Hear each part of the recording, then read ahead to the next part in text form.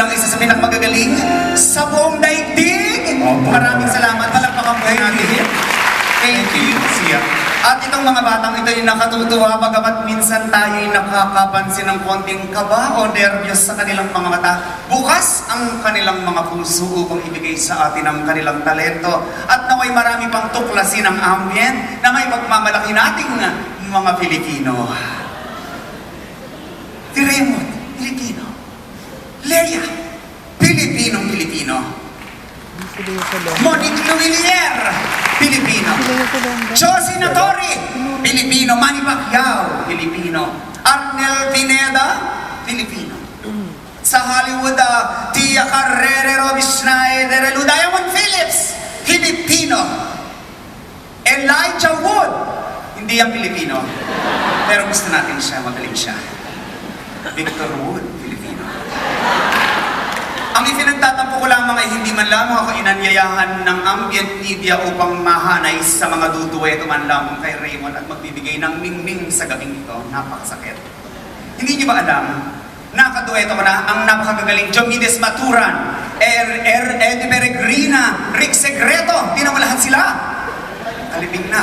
Pero hindi naman mangyayari yan. Gagaling din siya, yun ang ibig ko sabihin. Napakasakit. Saan kayo galing na dalawa? Ngayon lang kayo dumating. Umuro na nga ang palatuntunan ng konti. Hiyang-hiya na nga kami sa mga dumating ng maaga. Ngayon lamang kayo dumating. Para sa iyo, ulitin ko lahat ang ginawa. Raymond, mga kaibigan Raymond, congratulations sa iyo. Balita ko, ikaw ay nanalo din ng 2007 WCOP Winner. Isa sa mga kapagaling na mga awit sa pagkain.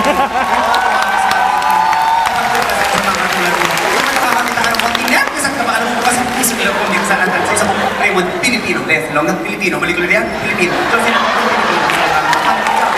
Diamond, Pilipino, Elijah Wood, Pilipino. Pero si Victor Wood, Pilipino. Tapos dumating ka na doon.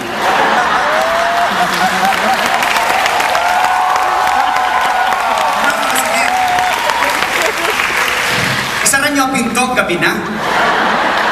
Aantokin ako maya-maya po konti. Alam ninyo, kung hindi pa ako napadpad dito for a certain booking, hindi ko pa malalaman may ganitong concert dito. O may booking ako, hindi CCP. Akala ko nga CCP. Star City, front act nung kumakain ng apoy. Napakasakit. Alam niyo masakit pa nun? Marunong naman akong kumain ng apoy, hindi pa ako ang main act. Pre-non act pa ako. Nakalimutan nila ang aking legacy. Diyan lumalabas ang sakit ng mga Pilipino ngayon. Alipin na ng new wave, rock, alternative at kung ano-anong makasisira at nakalalason sa susunod na henerasyon. Pero kung rock lamang ang inyong kailangan, hindi kayo uuruan ni Armin.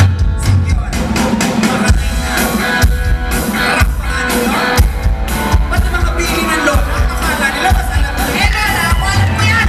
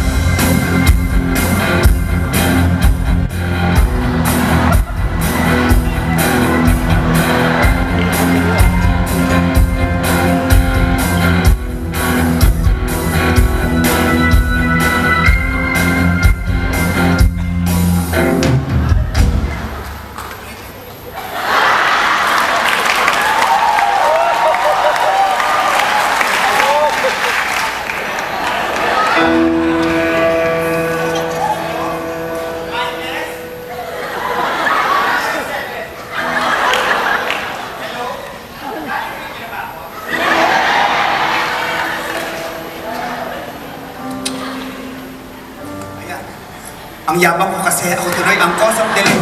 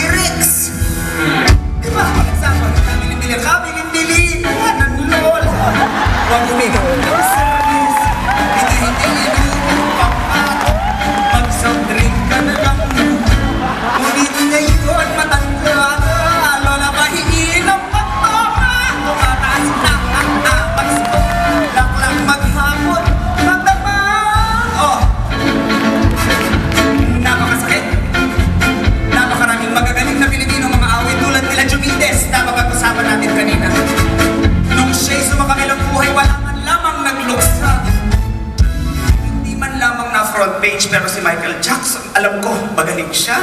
Maraming nagmamahal sa kanya at maganda ang kanyang musika, pero ipinagluksa ng buong mundo. Pinagluksa ninyo. Pero si Diomedes, wala man, kahit obituary, hindi tinanggap.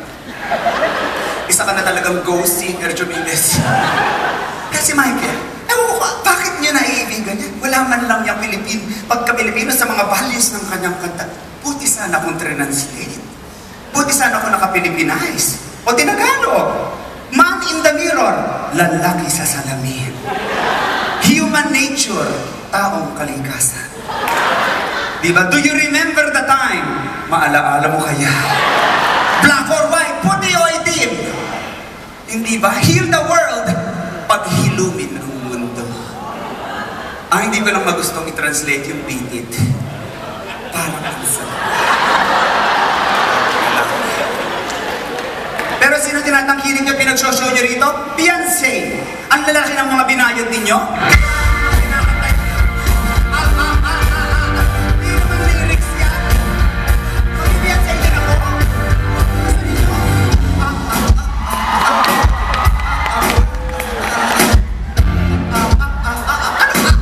Ginagawa din namin yan nung araw, pero mas maganda.